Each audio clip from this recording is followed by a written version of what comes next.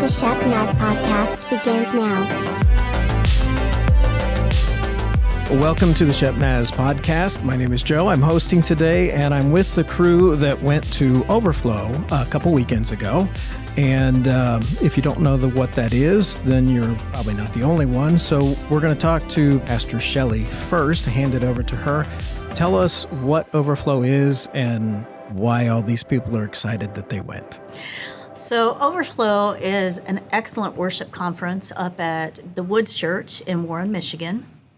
And we got acquainted there last year because of Pastor Rob's relationship with their pastor, John McDonald. And through that relationship, we took a bunch last year. In fact, Joe, you went last year. I did, You yes. and your wife, Susan. Yes. And it was just a really neat experience, so much so that we decided we wanted to do a second round. So we took 14 with us.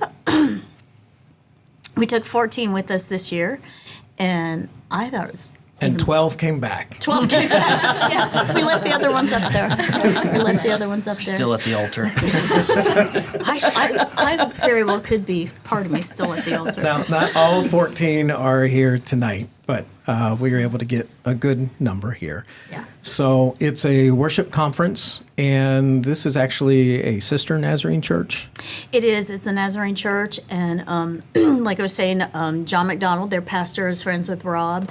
And in the last year, Zach and I have really been able to establish a relationship with John Nicholas, who is their worship leader, which, here's a fun fact, he did his internship here at Shepherd years ago. Nice. So some people watching this podcast might remember him. Well, it is amazing to me, no matter how many people we talk to and how far away they are, somehow they have a connection to Shepherd Church. Well, that too, yes. That too. That is very So- true, actually, yeah. Yes, I Yeah. found that to be true. All right, so you had 14 go. These are some of them. And we wanted to kind of talk about kind of the highlights, the greatest moments and everything.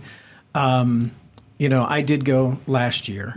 And just to kind of give everyone some context, there's kind of the main sessions where we have like worship together. We have some speaking that is for everybody in the Right. main sanctuary.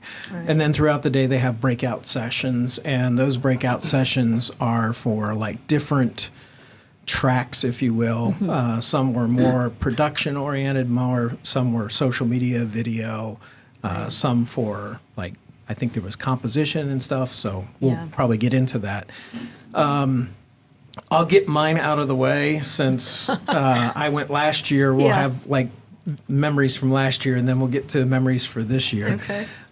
Definitely the person, and I've told plenty of people this, but my highlight from last year was Jason Dyba. So if you don't know him, look him up. He did, I think he was creative director, I might be getting this wrong, for Passion City for like 10 years. And he was instrumental in their Atlanta campus, and then also when they did a plant in D.C. But his was just, his breakout session was amazing. And then I saw that he was scheduled later to be on the main stage. And like, I actually got sick last year. I don't know if you guys all remember. I do remember. I didn't remember it that well, but Susan made sure to remind me this year of how sick I got on the trip last year. But I can remember overnight thinking, I want to be well enough just to get back to this guy's session because I wanted to hear it so much. So I've spoken it up so much. Be sure to search for Overflow. You can search for Overflow from 2022 and also 2023. They normally have that stuff posted as a live stream so that you can actually catch up on some of the stuff that we're talking about. But definitely take the time to look up Jason Dyba. That was a highlight for me. That's awesome. So, Zach, you've been so quiet, uncharacteristically. I was to say it's odd, out of character. Now, this was your first time, yes? First in person last year. Super long story short, I got missed signing up by 5 minutes. I booked something on the calendar so that my wife and my siblings could go and have a weekend away. And 5 minutes later, Rob came into my office and was like, "Hey, you guys want to go to this conference?" I was like, "Oh, I already booked it." So this was my first year in person, yes, and it was awesome. Yeah, love every second of it. Well, now that you mentioned that, I do remember because I think we were texting back and forth during some of the sessions. And we're like, "Did you catch this?" And Yes. so I did get to watch online, so Yes. that was cool. So, like this year, tell me kind of what did you have that moment? Or I had a lot of that moments. I would say if I could like put everything into one big lump sum, I think the most important and impactful thing for me as a worship leader who does worship leading on a weekly basis, you kind of don't realize the impact of what pouring out constantly has an effect on yourself.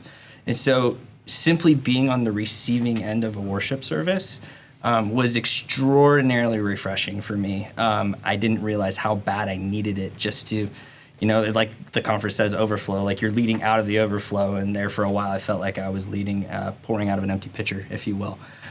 So it felt really good, one, to just get back into that atmosphere and to not be, I'm a kind of production-minded guy. I like lights and sound and that kind of stuff. So I really had to force myself to be like, I'm not going to pay attention to how awesome the subwoofers sound because they sounded awesome. right. But just to really experience the presence of God was just phenomenal for me. That was just a highlight that I will not soon forget.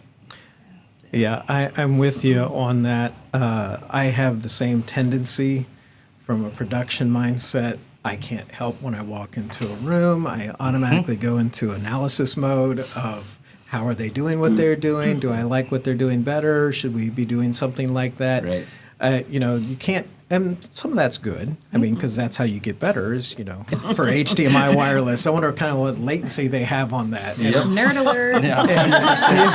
100%. That is exactly what I was thinking. This is awesome.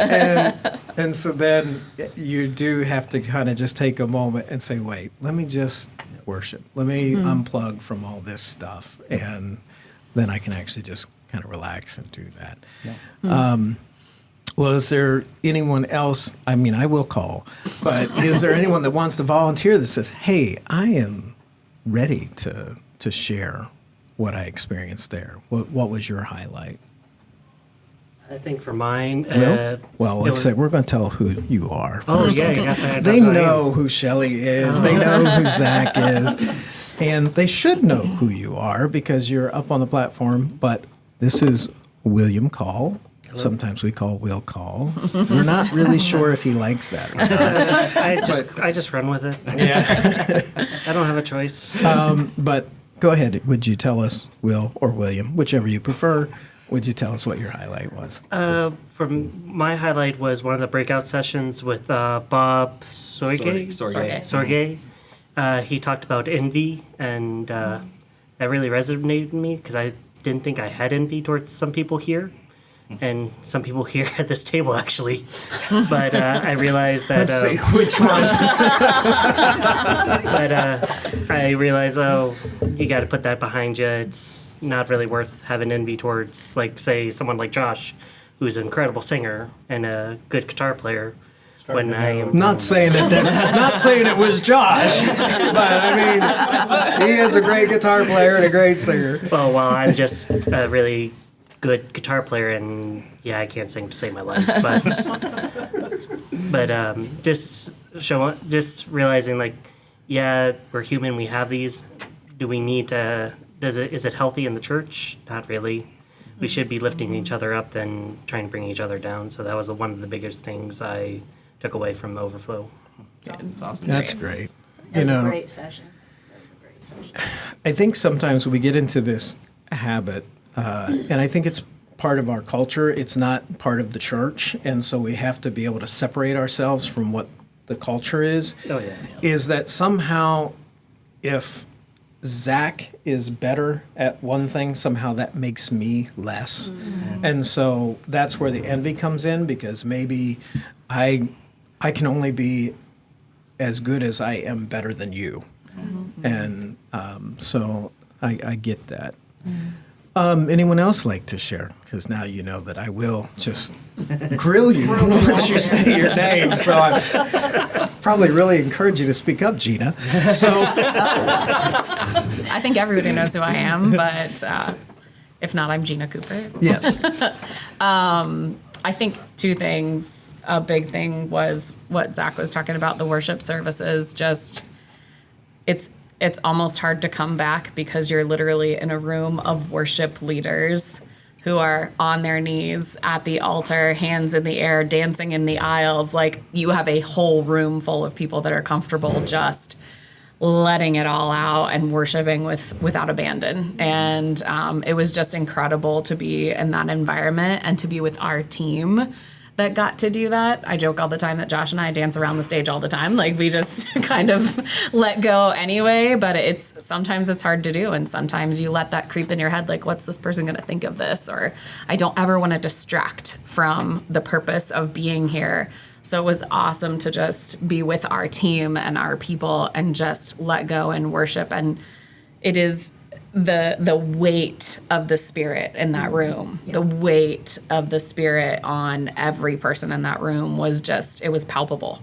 You could feel it. And it was just an incredible cup-filling time. I think we all get busy. We always try to put God first, but sometimes we're busy. We're on schedules. We're thinking about this chord or this note, and it was so great just to let it loose. And so that was a big highlight for me. I think, and Richard, my husband, got to go with me. He's putting the kids to bed, so he's not here. Somebody had to do it. That's where Kristen is too. So did you pull the long straw or the short one? Oh, I definitely pulled the long straw. Peace out. I'm gonna go talk while you go put the kids to bed. No, but he and I went to a session by Seekwell, and that's SEEKWELL, Seekwell. And they're a company, but a ministry for rejuvenation and relifting your spirit. And one of the things, we got to listen to this couple talk about Sabbath and how we are not good at taking Sabbath. There was probably a room of 40 people, and they said, who in here observes Sabbath and a day of rest? And there were like 3 people that raised their hand. And he was like, oh my gosh, good for you. Like, usually I get 0 hands. And I think for Richard and I, the guy that was talking, I feel like God put him there for me, was very me. Like, people. Give me people. Give me all the things, all the people, all the things. Yes to every project. And he said it was awesome until I found myself crumbled on the floor in a ball full of anxiety and didn't know what was happening. And it was like, oh my gosh, I don't want to get to that point. And my husband needs rest and more than I do. Right. And the importance of having that time with our kids that isn't connected to a device or connected to other people, but just the 4 of us in our home, whether it's walking around the pond or, playing with our animals or whatever, just sitting on the couch and being present together, playing a board game and not sucking in TV.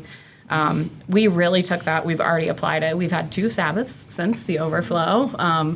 They're not perfect. Right. Sometimes our Sabbath is giving the boys their Chromebooks and saying, bye, so. This is our day of rest. Yes. I need a couple hours of rest, and that means you go away. No, we love our kids. We really do. We really do.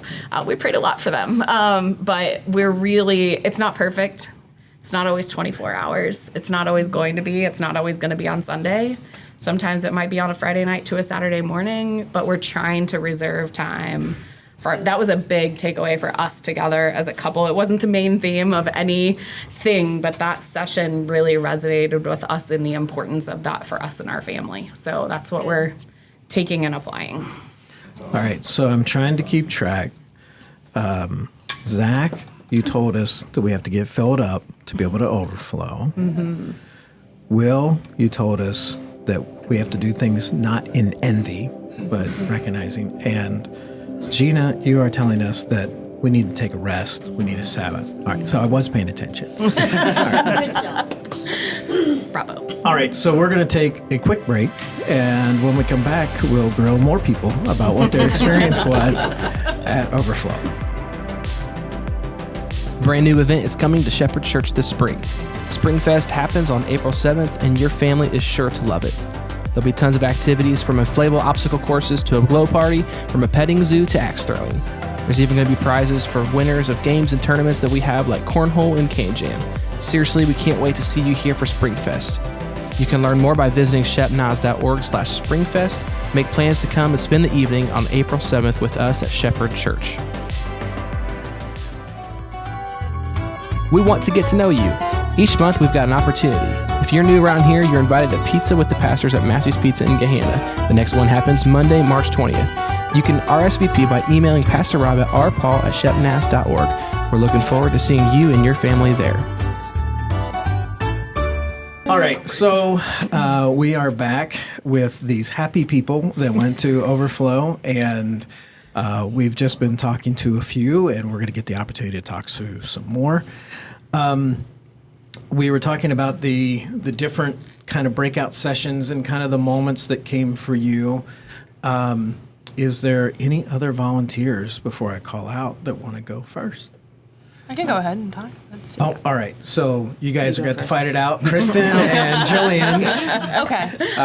I can go. All right. Jillian's going to go. Yes, my name's Jillian Tackett. I sing here. You have seen her before. Yes. Last year I went, and it was amazing, and I really felt like it was a time that God specifically spoke to me about worship and honing my skills in that way. There was a session I remember really specifically about kind of like listening to the Holy Spirit and how to kind of find that balance of preparation and knowing generally how a service is going to go and when to do something different, either during a song or just during a service and that kind of thing. But this year I felt more like it was a different experience for me in that as I'm in grad school to be a counselor, and soon I'm going to start my internship in that. And I felt like a lot of what God was talking to me about was more focused on that just aspect of my relationship with him.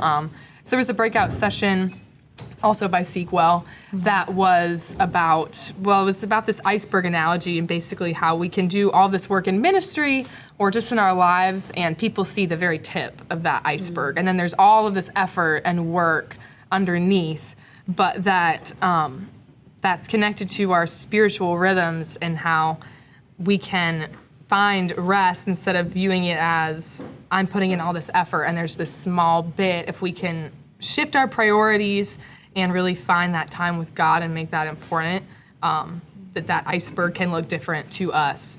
So we don't walk around maybe with this sense of, I don't want to say bitterness, but just like I'm putting in all this effort and what is coming out of that. So some of those things I took away too, just as insights that might be helpful as a counselor for clients and stuff. There was also a main session about our identity, and that was just so great.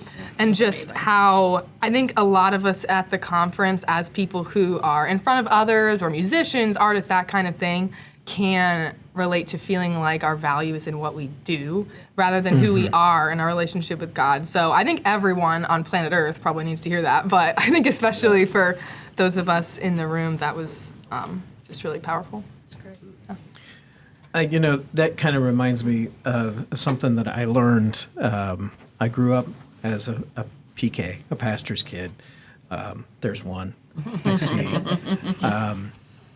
And for a good part of my growing up, it was very hard for me to separate my relationship with Christ from my relationship with the church. Like the two just kind of morph together. And sometimes what can happen is you start feeling like your service to the church is service to Christ, and it should be kind of, but it's not necessarily the same thing. Yeah. And kind of when you're talking about where it's like, do you guys understand how much work went into this thing? And then it's like, well, who were you doing it for? Right. Were you doing it for the appreciation of the people in the church? Were you doing it for the church? Or were you doing it for Christ? Because Christ does know how much effort there was and appreciates that and blesses you for it. I mean, I right now, I mean, I've been on the flip side, but right now I'm kind of the quintessential behind the scenes guy. Like maybe half of me's on the camera. But I've come to realize, it's whatever God has for that moment. And to, just be able to realize in that moment, this is for you. And when you're able to do that, boy, that other stuff that you're talking about, where even sometimes bitterness can creep in, because it's like, you don't understand. Yeah, it was a 3-minute song, but there was a whole week of preparation that went into that. Right. And, Zach, no one's going to fully appreciate those little nuances that you made in the track. And you're like, they won't. We do. Okay. We do. but I mean, and I'm guilty of the same thing. I'll work on a video and, want to go out of the control room and, like, during the countdown, is anybody going to watch this thing?